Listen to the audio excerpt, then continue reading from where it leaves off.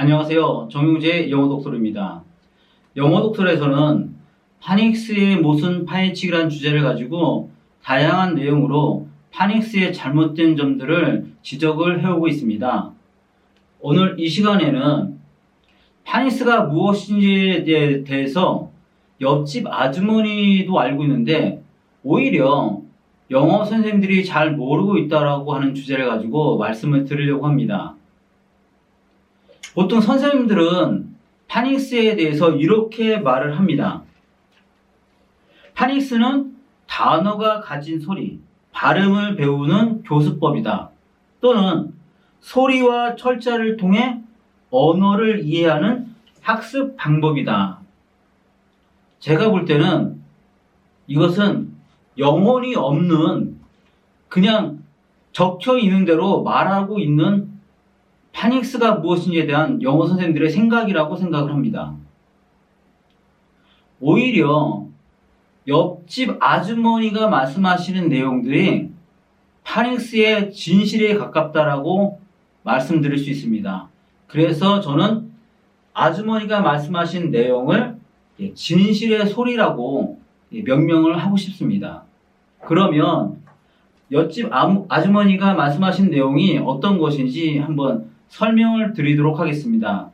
이 글은 어느 카페에 파닉스 때문에 고생한다고 적혀 있으니까 그 밑으로 댓글로 어떤 분이 적어 놓으신 글입니다.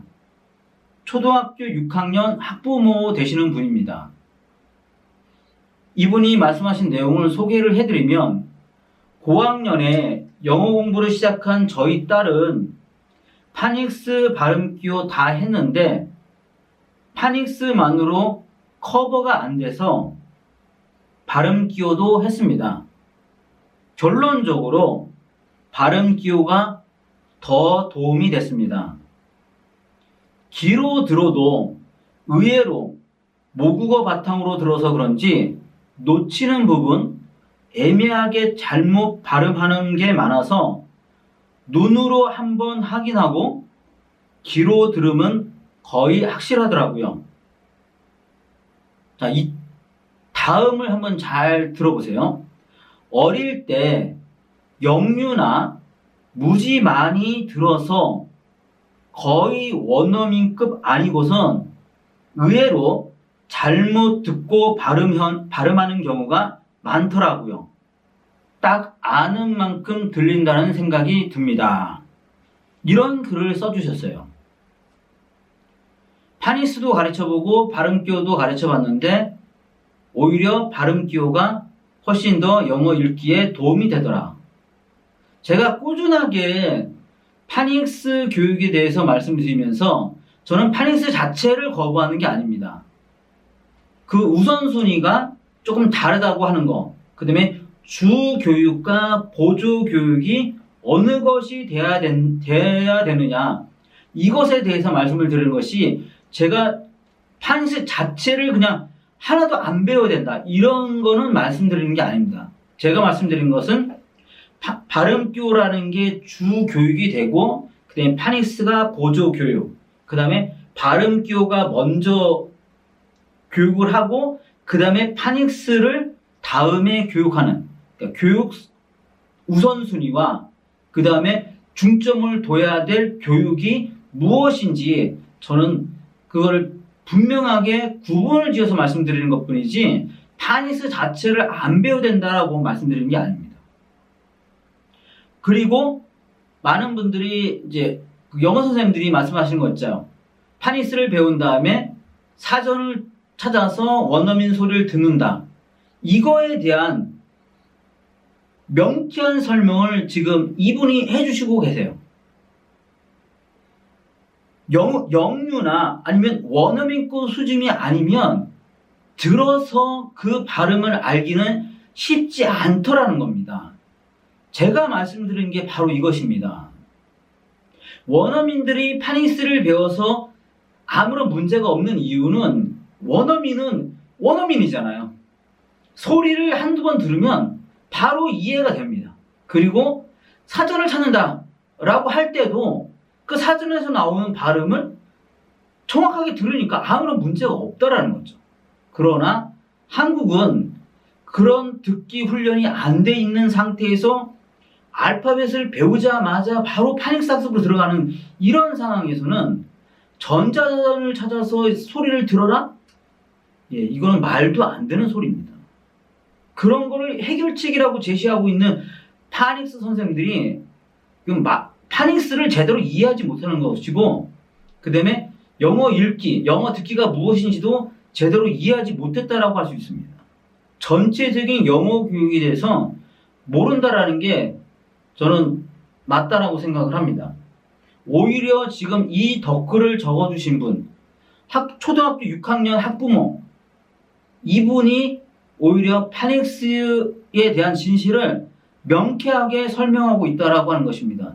단 몇 줄이지만 이 영혼에 없는 소리, 단어가 가진 소리, 발음을 배우는 교수법이다, 뭐 이런 거를 들이대면서 파닉스를 배우면 발음이 좋아진다, 이런 이상한 소리만 해대는 그런 소리보다, 또는 소리와 철자를 통해 언어를 이해하는 학습 방법이다, 이런 걸 하면서 파닉스를 배우면 소리도 배우고 철자도 배우고 뭐 스펠링 배우고 막 다 되는 것처럼 그렇게 포장하는 사람들보다 오히려 지금 옆집 아주머니라고 할 수 있는 초등학교 6학년 학부모가 적어주신 이 글이 오히려 파닉스란 무엇인가에 대한 진실을 말하고 있다라고 하는 겁니다.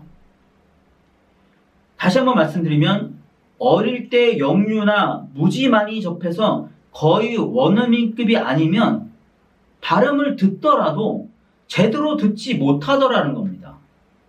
그랬을 때 발음 기호를 가르쳐 놓으니까 아이가 그 전자사전의 발음을 들으면서 발음 기호를 보면서 같이 플러스 되니까 오히려 발음을 더 정확하게 듣더라는 것. 이것이 저희 영어 독설에서 말씀드리는 발음 기호의 필요성, 그것을 말씀드리는 것이고, 그 다음에 파닉스만 주장하는 그런 교육이 비정상적이라고 말씀드리는 이유라고 할 수 있습니다.